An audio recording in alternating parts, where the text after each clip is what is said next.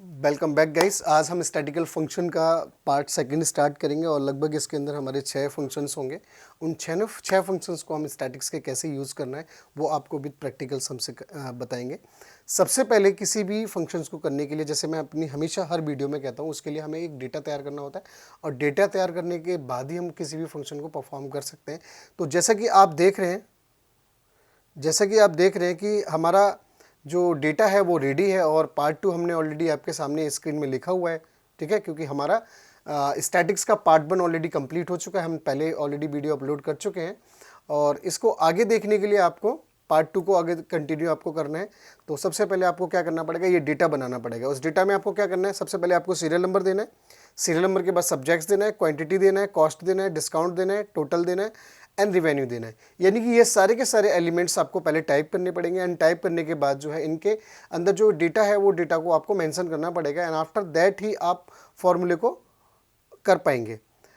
जैसे हमने यहाँ पे दिया हुआ है सीरियल नंबर दिया हुआ है, हमने सब्जेक्ट्स यहाँ पे दिया हुआ है Hindi, English, maths, science, physics, chemistry, bio, accounts and economics. Quantity हमने दे दिया। अब ये एग्जैक्टली है क्या, एक बुक्स के ऊपर हमने कोटेशन तैयार की है जिसको हम स्टैटिकल फंक्शंस यूज करेंगे। तो मैं आपको पहले ही बताना चाहता हूँ, जो 11th के स्टूडेंट्स होंगे, 11th के स्टूडेंट्स ने स्टैट्स में, इकोनॉमिक्स के अंदर, स्टैट्स के अंदर correlation, large and small and quartiles, variation and count black ना, इस तरह के कुछ फंक्शंस किए होंगे।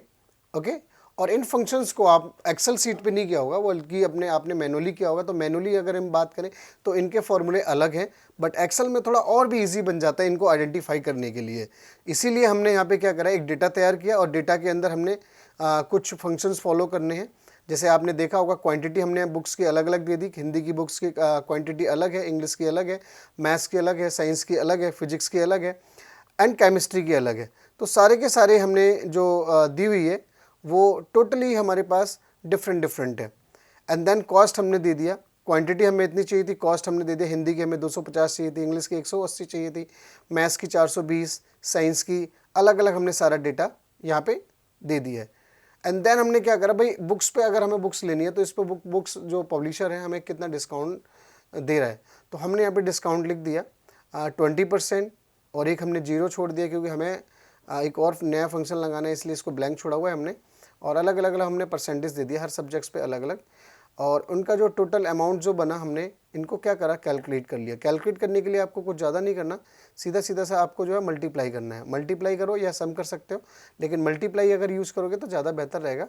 और मल्टीप्लाई करने के बाद हमने यहाँ पे क्या करा, रिवेन्यू निकाला। रिवेन्यू को क्या करा कि टोटल जो हमारा आउटपुट निकाला, टोटल आउटपुट को, यानी कि टोटल जो हमारा सम वैल्यू है, सम वैल्यू को हमने मल्टीप्लाई करा 20% से एंड देन ड्रैग कर दिया और सारा का सारा हमारा जो है रिवेन्यू जनरेट होके आ गया हमारा यहाँ पे। Okay, that's fine. आगे जो हमारा फंक्शंस है वो हमारा कॉलरेशन। तो देखिए कॉलरेशन फंक्शन को हम यूज कैसे करेंगे, तो सबसे पहले कॉलरेशन फंक्शन को हम देखते हैं यहाँ पे किस तरह से करना है हमें। कॉलरेशन फंक्शन के लिए हमें यहाँ पे फॉर्मूला जो टाइप करना है, CORREL प्रेस करना है और ब्रैकेट यहाँ से स्टार्ट करना है। अब कॉलरेशन में जैसे ही आप करेंगे तो सबसे पहले आपको ऑप्शन से आएगा एरेज 1।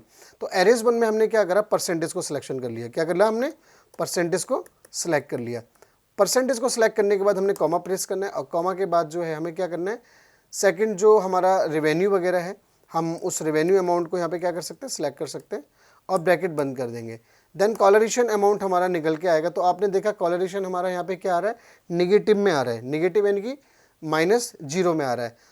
ठीक है, इसी तरीके से हम कॉलरेशन का यूज़ करते हैं। ओके, बट अगर हम मैनुअली बात करें स्टैट्स में, इकोनॉमिक्स के अंदर, तो कॉलरेशन का वहाँ पे अलग से फंक्शन होता है। ठीक है, वहाँ से हम मैनुअली भी निकाल सकते हैं इसको। सेकंड हमारा है लार्ज नंबर। अब मान के चलो जो हमारे पास डेटा है उस डेटा का हमें सबसे बड़ा नंबर आइडेंटिफाई करना है। हाउ कैन, कैसे हम कर सकते हैं, तो इक्वल करेंगे सबसे पहले और लार्ज लिखेंगे। लार्ज जो फंक्शन है हमारा, it is also part of statics function. ये हमारे स्टैटिक फंक्शन का ही क्या है, पार्ट है। तो आपको क्या करना है, आप मान के चलिए जैसे हमने यहाँ पे कॉस्ट दिया हुआ है और कॉस्ट में हम देखना चाहते हैं कि सबसे ज़्यादा जो हमारी महंगी जो बुक है वो कौन सी है। कॉमा डाल के हमने 1 कर दिया और ब्रैकेट प्रेस कर दिया, एंटर। तो आपने देखा कि यहाँ पे एक सब्जेक्ट है अकाउंट्स। अकाउंट्स का जो कॉस्ट है बुक का वो 1100 रुपये है, वो आपके सामने रिप्रेजेंट हो गया। इसी तरीके से हम स्मॉल भी दे सकते हैं, SMALL, और इसको हम यहाँ से दे देंगे। देन सेम कंडीशन फॉलो करेंगे यहाँ पे भी हम, और इसको सिलेक्शन करेंगे। सिलेक्शन करने के बाद दोस्तों हमें करना क्या है, यहाँ पे हमें अपना एक वैल्यू लगाना है 1, और हमें ये देखना है कि यहाँ पे हमारा जो पर्टिकुलर अमाउंट आएगा, स्मॉलेस्ट वैल्यू जो होगी वो हमारी क्या होगी। तो आप कॉस्टिंग कॉलम में देखेंगे तो सबसे कम जो अमाउंट है वो 180 रुपये है, और वो 180 जो रुपये अमाउंट है वो आपकी इंग्लिश का बुक है, तो आपके सामने रिप्रेजेंट हो रहा है। अब देखो क्वार्टिल्स क्या होता है, क्वार्टिल तो जानते हो कि क्वार्टर में, यानी कि हमारा जो डेटा है उस डेटा को जो है 4 भागों में डिवाइड कर देना। तो 4 भागों में जब वो डेटा, उसका जो 4 भागों का पहला जो पार्ट होगा उसे हम क्वार्टिल के माध्यम से जो है मेज़र कर सकते हैं। तो उसके लिए हमें क्या करना होगा, इक्वल करेंगे और क्वार्टिल QUARTILE.INC स्टार्ट करना होगा, ब्रैकेट स्टार्ट। सेम यहाँ पे हमें क्या करना होगा, डेटा को सिलेक्शन करना होगा। मान लो चलो मैं यहाँ पे रेवेन्यू को सिलेक्ट कर लेता हूँ, और रेवेन्यू को सिलेक्ट करने के बाद इस डेटा को कुछ इस तरह से दे देता हूँ, और यहाँ पे जो क्वार्टर है मुझे फर्स्ट क्वार्टर का चाहिए था, तो फर्स्ट क्वार्टर में यहाँ पे सिलेक्ट कर दूंगा 1 और आंसर आ जाएगा। अगर क्वार्टर आप चेंज करना चाहेंगे यहाँ पे तो क्वार्टर को चेंज भी कर सकते हो। आपको 2 क्वार्टर का चाहिए तो ये डेटा आपका जो है वो क्या हो जाएगा, डबल हो जाएगा। ओके, जितने क्वार्टर्स का आपका डेटा चाहिए आप उतने क्वार्टर्स का डेटा इसको मेज़र करके निकाल सकते हैं। दूसरा आता है वेरिएशन। देखिए हमारे पास बहुत सारे नंबर्स हैं, और उन सारे के सारे नंबर का हमें वेरिएशन आइडेंटिफाई करना हो तो कुछ नहीं करना, आपको वार प्रेस करना है, WAR ब्रैकेट स्टार्ट करना है, और रेवेन्यू जो भी वैल्यू है, रेवेन्यू है, टोटल है, कुछ भी है, आप इस पर किसी भी डेटा पे वेरिएशन को आइडेंटिफाई कर सकते हैं। तो आपके सामने वेरिएशन शो करा देगा। ठीक है, अब देखो काउंट ब्लैक का मतलब क्या है। मान के चलिए हमारे पास कोई भी डेटा है और उस डेटा के अंदर हमें ये देखना है कि हाउ मैनी सेल्स ब्लैंक, यानी कि हमारे डेटा के बीच ये हम आइडेंटिफाई करना चाहते हैं कि ऐसे कितने सेल्स हैं जो ब्लैंक है, जिन पे कोई भी डेटा शामिल नहीं है। तो उस को मेज़र करने के लिए, उसको आइडेंटिफाई करने के लिए हमें जो फंक्शन लगाते हैं वो काउंट ब्लैक लगाते हैं। कौन सा फंक्शन लगाते हैं, काउंट ब्लैक लगाते हैं। तो उसके लिए हम क्या करेंगे, इक्वल और यहाँ पे काउंट ब्लैक और ब्रैकेट स्टार्ट, और परसेंटेज वाले सेल्स को हमने यहाँ पे सिलेक्ट कर लिया, क्योंकि यहाँ पे हमने एक ब्लैंक सेल छोड़ा हुआ है। ब्रैकेट बंद करो तो हमारा एक ही आंसर आ जाएगा। तो गाइस जैसा कि आपने देखा, स्टैटिक्स के फंक्शन जो है हमारे लिए बहुत आसान है, लेकिन आसान कब बनेंगे, जब हम इनका यूज़ करेंगे। ओके, और ये वीडियो जो है सभी के लिए है, चाहे वो स्कूल स्टूडेंट्स हो या ट्रेनर्स हो, या जो ऑलरेडी जिन्होंने अपना कोचिंग वगैरह खोल रखा है, कंप्यूटर वगैरह सिखाते हैं, एक्सेल्स वगैरह सिखाते हैं।